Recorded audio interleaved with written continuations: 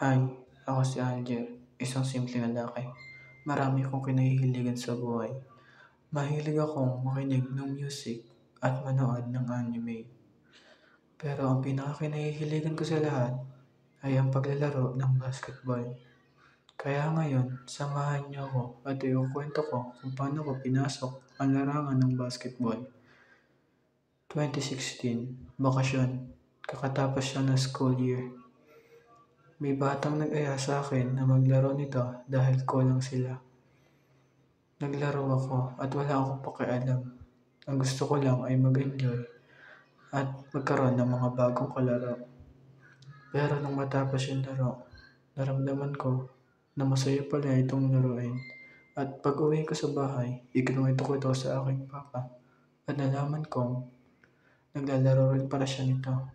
Kaya siya ang aking idolo. Kaya sabi ko sa sarili ko, balang araw, hihigitan ko siya at magiging proud siya sa akin. Ginawa ko ang lahat. 2017, nag-training ako at nag-training hanggang sa masanay ang katawan ko sa paglalaro ng basketball. Sa una mahirap dahil wala nagsisimula ng malakas. Kinukutya ako sa court at pinagtatawanan pero hindi ako tumigil dahil may gusto akong abutin. At yun, ang pagiging malakas sa larangang ito.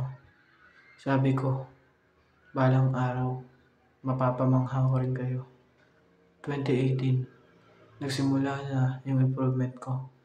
Nagkaroon ako ng mga bagong kaibigan na tinutulungan ako sa pagpapalakas. Sila ang kasama ko sa paglalaro ng basketball. Wala noon hanggang ngayon. Hindi nila ako iniwan. Kahit kinukutya-kutya kami sa court, andun sila at hindi ako iniwan. Dahil naniniwala sila na mag-i-improve din kami. 2020, pandemic hits. Natigil ang training. Kumuha ako ng sarili kong court sa likod bahay. Mahirap dahil mag-isa na lang ako at wala na akong katulong. Boring rin dahil wala na akong kalaro.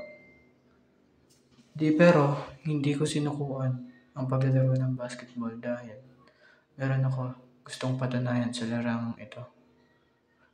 2021 to 2022, ganun pa rin.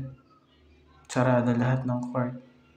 Pero bandang midway ng 2022, binuksan yung court sa barangay namin at nagkaroon ng paliga. Doon, sinubukan kong sumali at baka may mapatunayan ako kung sasali ako ron. Pero doon ako nagkakamali. Isa lang akong bench dahil di pa talaga ako ganun kagaling. At walang tiwala ang teammates ko sa akin. Madalang akong mapasok. Kadalasan patapos na ang game pag ipapasok ako. Pero masaya na ako ron. 2023, sinubukan ko mag-tryout sa school namin. At sa kasamaang palad, hindi ako naging player ng school namin dahil masyado raw akong maliit.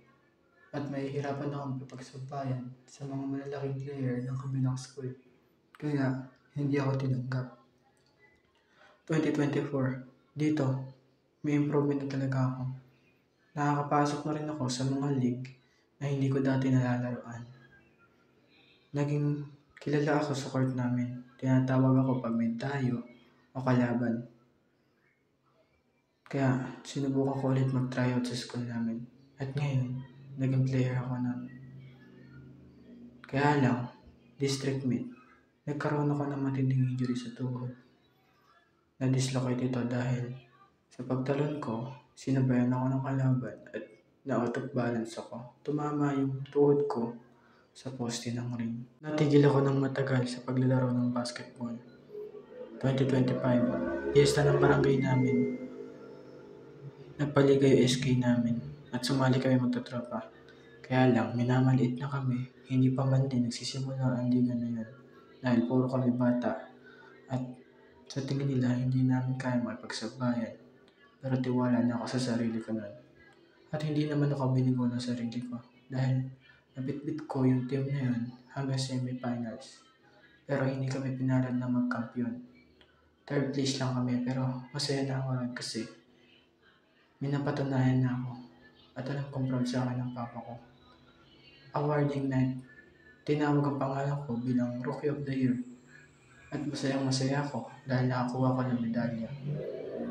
Kaya sana magkaroon pa ako ng madaming opportunities at sana rin mag-improve pa ako. Masaya ang journey ko sa basketball. Nagkaroon ako ng mga kaibigan na hindi ako iiwan at alam kong tunay. Yun lang. Salamat sa pakikinig sa aking kwento.